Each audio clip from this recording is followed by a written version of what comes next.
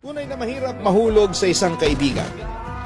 May risk na mawala ang iniingatan ninyong pagkakaibigan sa sandali na aminin mo sa kanya ang iyong nararamdaman. Pero maaari rin na maging pabor sa iyo ito ang resulta ng iyong gagawin na pag-amin.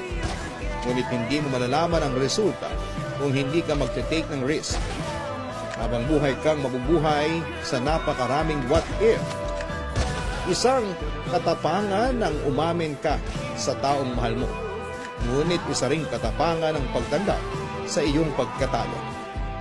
Kung alam mo na wala na talagang pag-asa, mas makakabuti na sumuko ka na lamang. Isa pa ang pagkakaibigan ay isang napakagandang biyaya mula sa ating Diyos.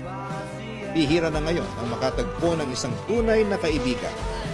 At kapag natanggap mo na, ang lahat ay unti-unting ipapakita sa iyo ng tadhana kung bakit hindi kayo nagkatuluyan ng taong mahal mo.